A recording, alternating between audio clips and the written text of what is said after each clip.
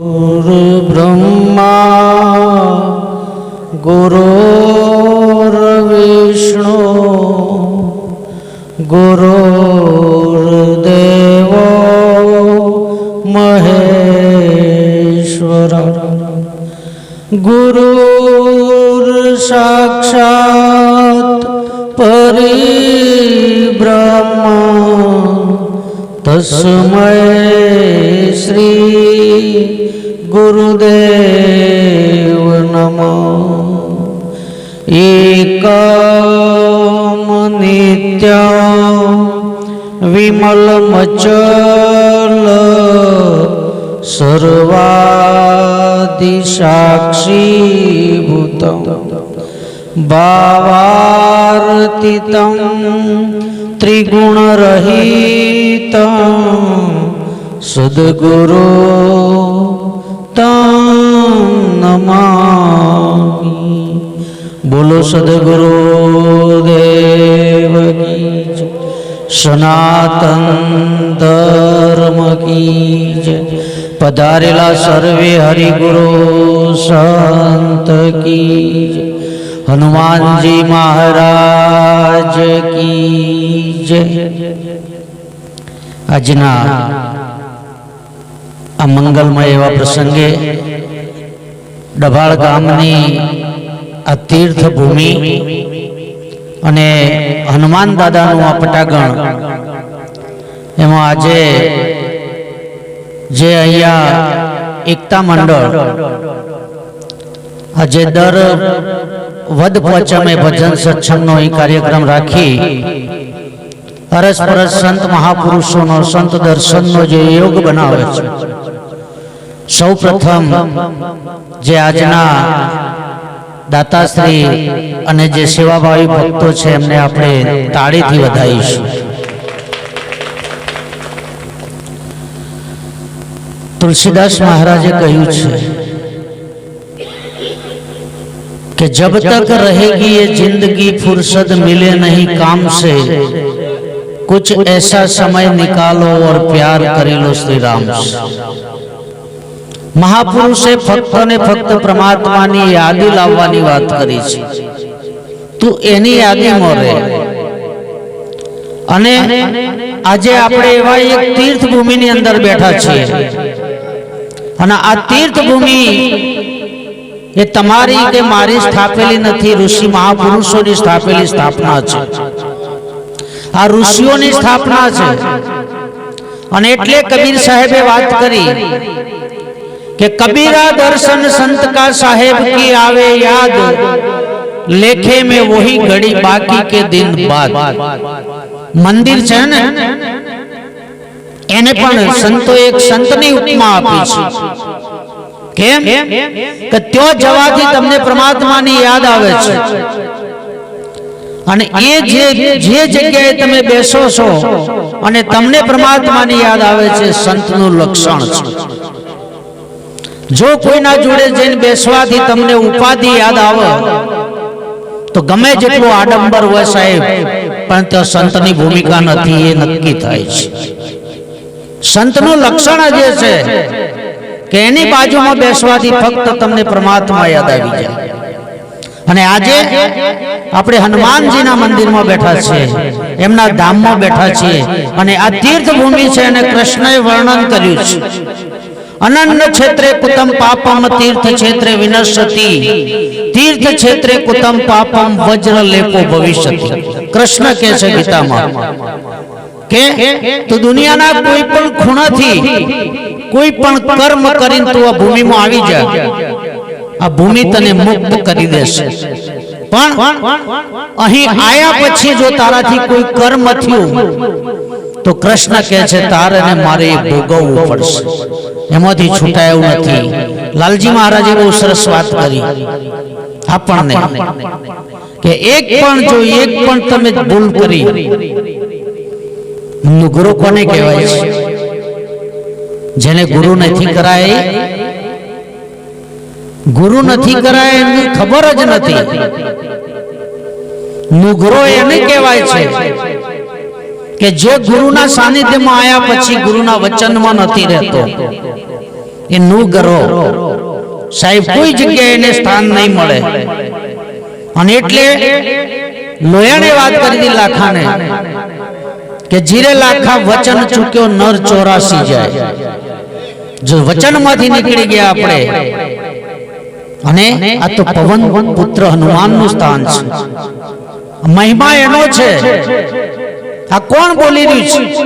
મહારાજશ્રીએ વાત કરીને કે ક્યાંથી આયા ક્યાં જવાના, ચોથી આયા તોથી આવી તો જ્યાં છીએ આપણે, અંતે જઈશું ક્યાં, એ જાણવા માટે આવા મહાપુરુષનું કોઈ સાનિધ્ય, એનું કોઈ શરણું આપણે સ્વીકારવું પડશે. અને હનુમાનજીની જો આપણે એના પટાગણમાં બેઠા છીએ, જે નથી સમજતા ને એ પણ કહે છે કે ભાઈ જેના લગ્નમાં જીએ એનું જ ગોણું ગવાય, બીજાનું ન ગવાય. આજે મારે એનો થોડો મહિમા કહેવો છે. મહાપુરુષ તમે જુઓ, એને કઈ જગ્યાએ વર્ણન કર્યું છે, કેવું નામ આપ્યું છે, પવન પુત્ર. હવે પવનનો પુત્ર કોણ હોય? કયો પવન જ હોય સાહેબ. પવનનો પુત્ર પવન જ હોય. તો આ પવનને ઓળખવાનો છે. આ કોણ બોલી રહ્યું છે? इस माटी के बंगले में बोलता नर कौन था? अब माटी तो कुछ बोले नहीं तो फिर उसके अंदर कौन था? किसी ने कथा व्याख्यान पढ़ावे, अब पढ़ता शास्त्र कौन था? हाथ किसी को आवे नहीं, मच गलंदर कौन था? साहेब कोठा बेहीन અને ઢેચણમાં પાણીમાં જો આપણે સબસબીઓ કરીશું તો મુઠ્ઠીમાં શંખલો આવશે, મોતી નહીં આવે. મોતી મેળવવો છે તો આપણે મજદારમાં જવું પડશે, વચ્ચો વચ્ચ ડૂબકી લગાવવી પડશે.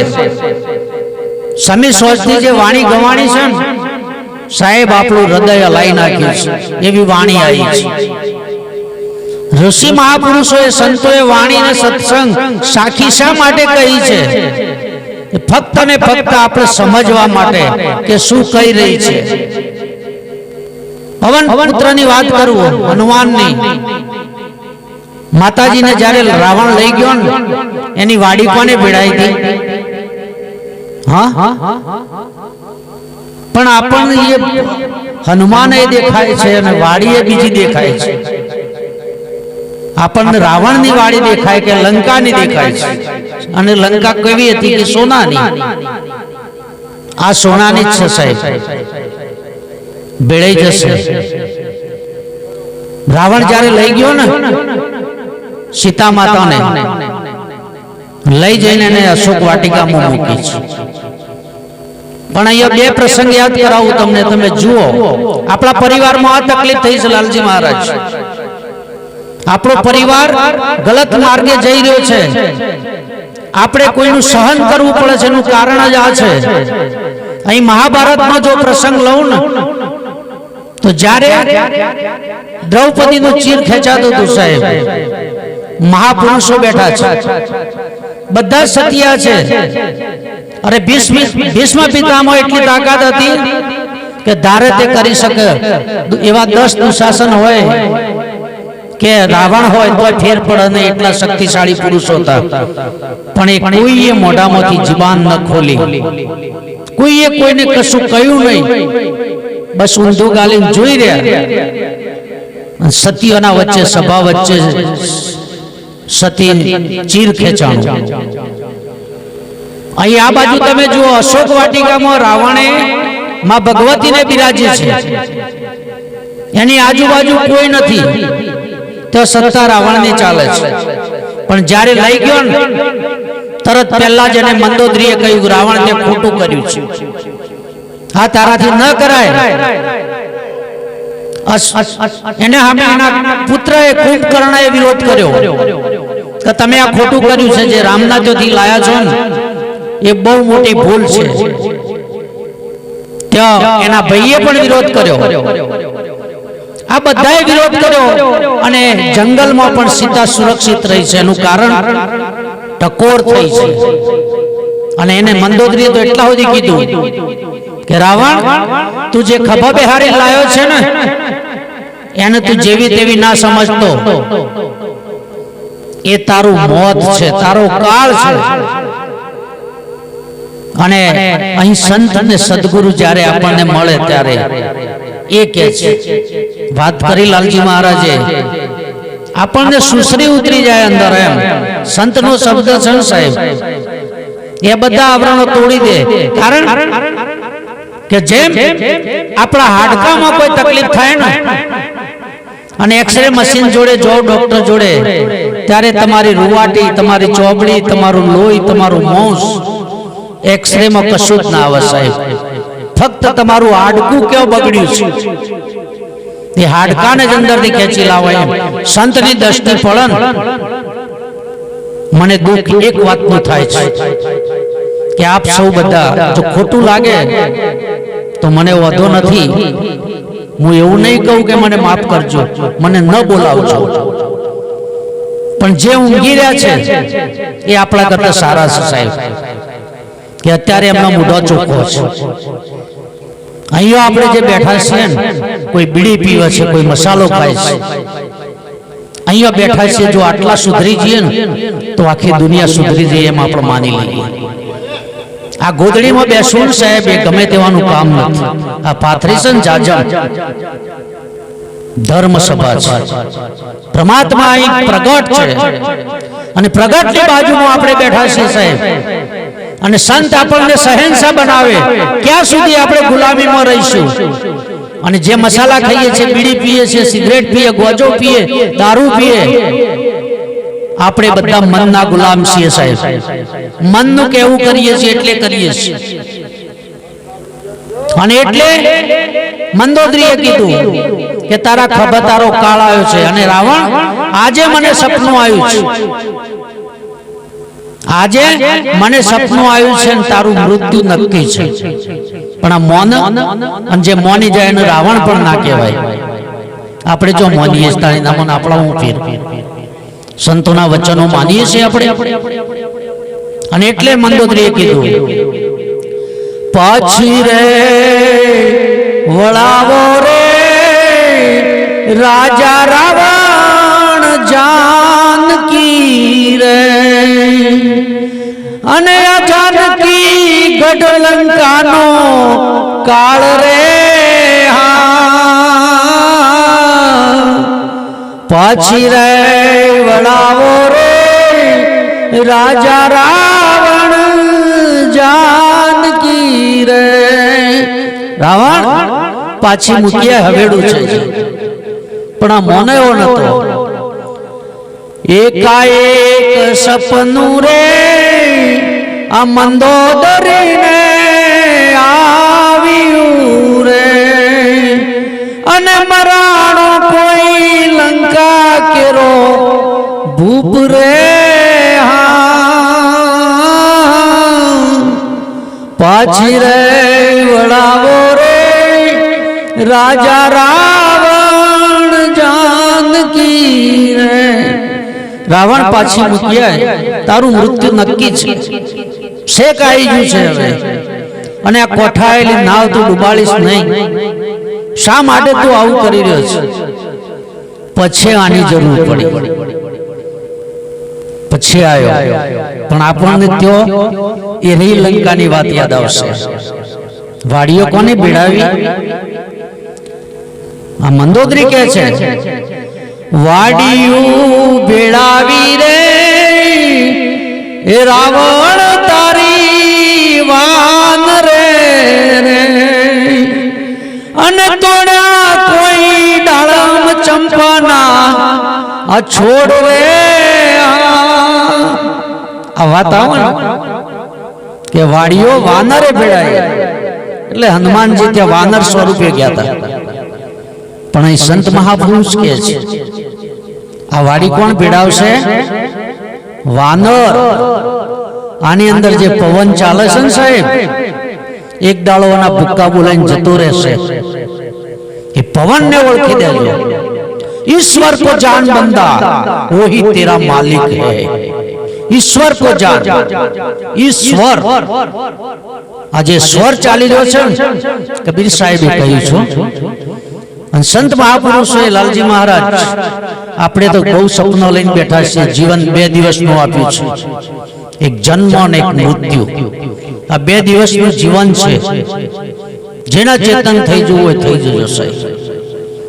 અને આપણે પછી વાતો કરી દઈએ કે જેસલ પલમો પીર થયો જસુરામ મહારાજ 60 વર્ષથી આપણને કોઈ પળ જ નહીં આવતી, 60 વર્ષ થયો હજી એક પળ જ નહીં આવતી. પેલો એક જ પલમાં પીર થયો, કઈ પલાય?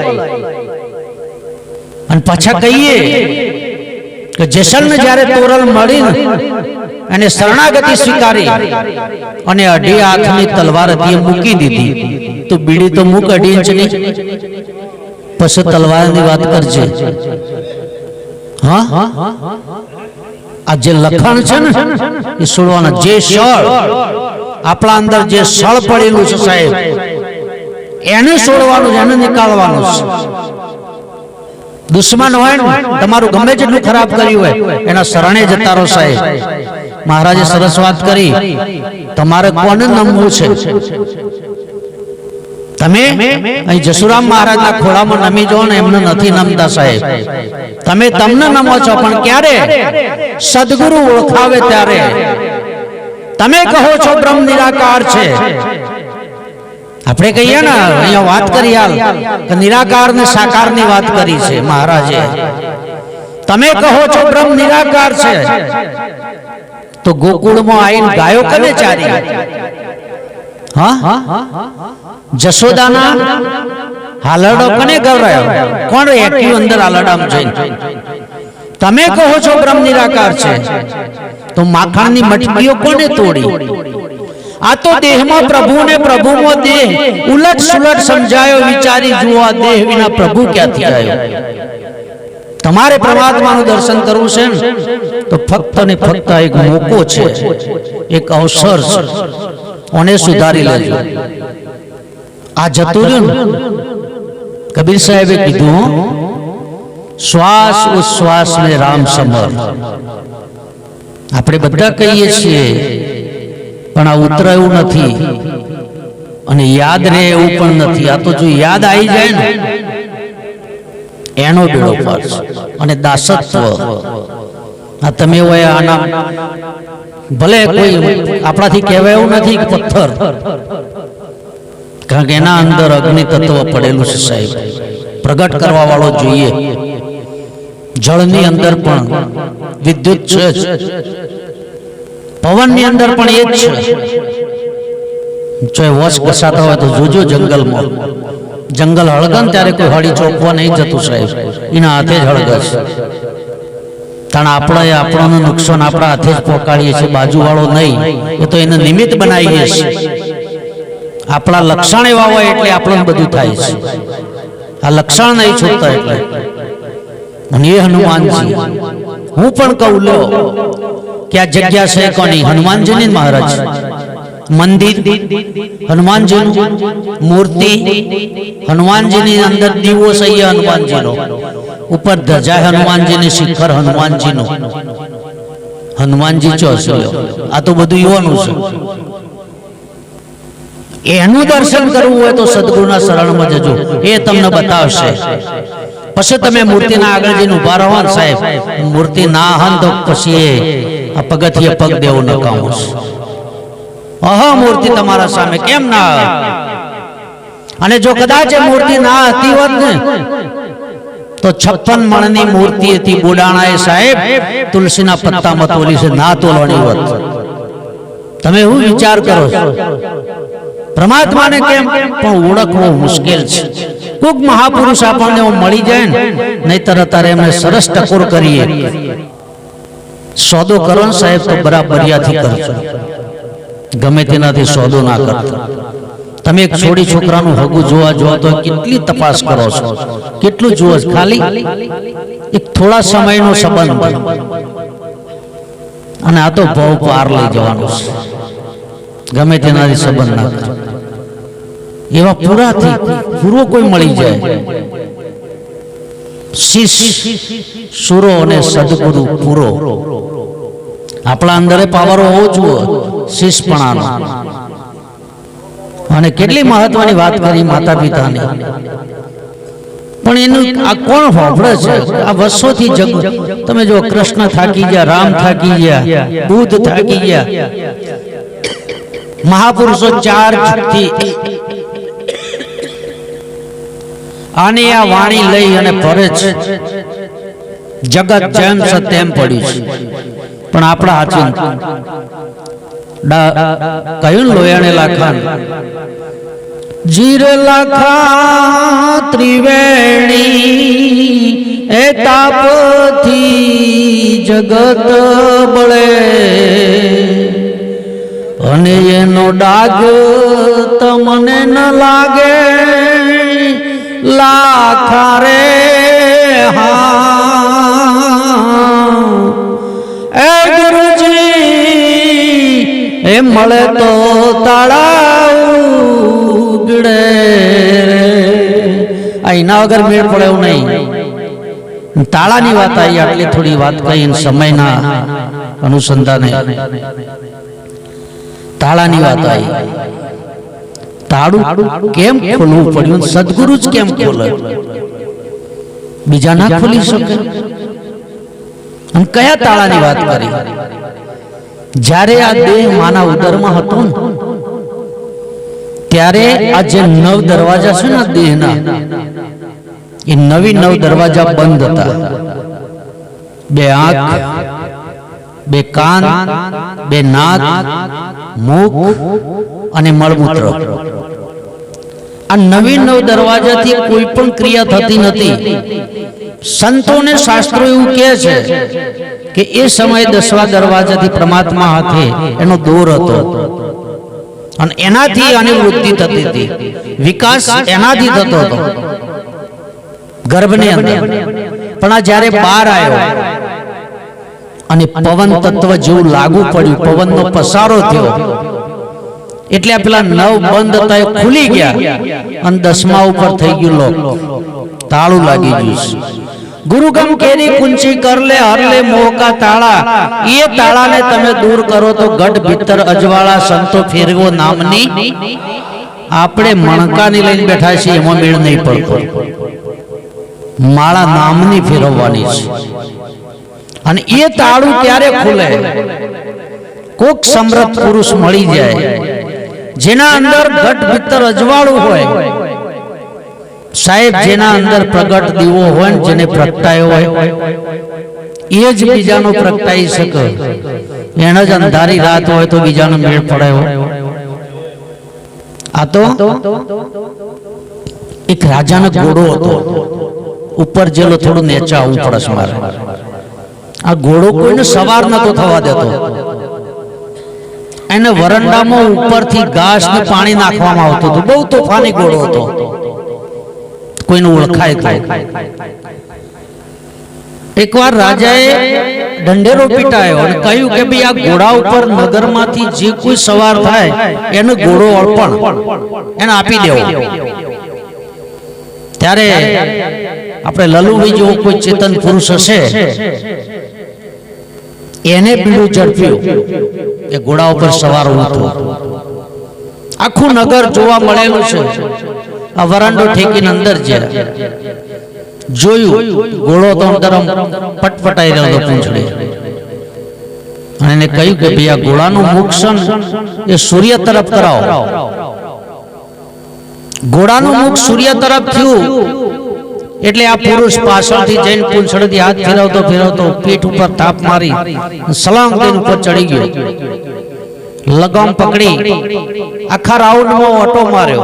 ઘોડો બોલ્યો નહીં, સહેજ પણ આમ એને પેલી ના કરી. લાઈન રાજાઓ બેઠા હતા ત્યાં ઉભો કરી દીધો, નમસ્કાર કર્યા. રાજા કે ભાઈ આ ઘોડો તો તારો જ છે, તને અર્પણ, પણ તું એક વાત કહેતો જા, મારો ઘોડો આજે ભડક્યો કેમ નહીં? રોજ એ અંદર સહેજ પેલો થાય ને તો તરત હા હા આટી કરતો હતો, આજે ભડક્યો નહીં. કે આ ઘોડો છે ને એનો પડસાયો જોઈને ભડક્યો હતો લાલજી મહારાજ. આ ઘોડાનું મુખ મેં સૂર્ય તરફ કરાયું, એનો પડસાયો પાછળ રહી ગયો, હું પાછળથી જઈને સવાર થયો, ઘોડો ન ભડક્યો. આનાથી ભડક્યું છે સાહેબ, આપણા પડસાયાથી ભડક્યું છે આ મન. ઇન્નમ સમજાયું? એના માટે સત્સંગની જરૂર છે. જો સત્સંગ મળી જાય, સત્સંગ કોને કહેવાય? અત્યારે થઈ રહ્યો છે આ તો એક સમારોહ છે સાહેબ. સત્સંગ તો શિષ્ય અને સદગુરુનો જે દાડે થાય ને એ સત્સંગ છે. અને એટલે સંત મહાપુરુષે કીધું, સત્સંગ વિના મન સમજે નહીં, સુરતા નિગમ પદમાં જાય, સત્સંગ વિના મન સુધરે નહીં. એ જ રવિ રવિ કીધે રજની નાટળે, ઉગ્યા વિના અંધારું નહીં જાય.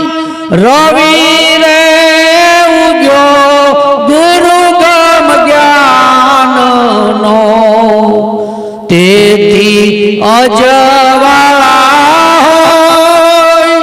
સત્સંગ વિના મન સમજે નહીં. અત્યારે આપણે બધા મળી અને દાળો દાળો દાળો કરીએ તો અજવાળું થાય એવું છે ખરું? અને કદાચ હવારે ઉગી જાય પછી, હા પછી કોઈ જગ્યાએ અંધારું રહે એવું નહીં. સદગુરુ મળી જાય ને અને તણ આપણને બીક હલી છે અંધારા ને. લાલજી મહારાજ અજવાળા કોઈને બીક લાગે? હા, આપણા અંદર અજ્ઞાનનું અંધારું પડ્યું છે. એ અંધારું સદગુરુ મિટાવી દે. કારણ કે આપણે જો બેઠા છીએ ને તો પેટાળમાં પાણી સભર ભરેલું છે અને અત્યારે તરસ લાગે ને પીવું હોય તો મેળ પડાયો. એ તો આ જે આવરણ છે ને ઉપરથી પાણી સુધીનું એ આવરણ હટાવી દેવું પડે અને પછી પાણી મેળવવામાં વધો આવો. સદગુરુ આ જન્મ જન્મનો આવરણો જે પડ્યો છે ને એ આવરણો હટાવી દે અને આપણને આપણું પ્રતિબિંબ અંદર પ્રગટ બતાવી દે છે. પ્રગટ પુરુષનું શરણું સ્વીકારી અને આ વસ્તુને વરી લેજો. વરવા જેવી છે આ જીવન જ એટલા માટે મળ્યું છે. આટલું કઈ અહીં મારી વાણીને વિરામ કરું. કંઈ પણ શબ્દની જો ભૂલ થઈ હોય તો મારી પોતાની જ છે. કોઈ સંતોને હું દોષ આપતો નથી, કારણ કે મારી પોતાની ભૂલ છે. ક્યાંક મારા અંદર અહમનો અંકુર ફૂટ્યો હોય તો કોઈક શબ્દ એવો આવી પણ ગયો હોય. આટલું કઈ વાણીને વિરામ. બોલો સદગુરુ દેવ કી જય.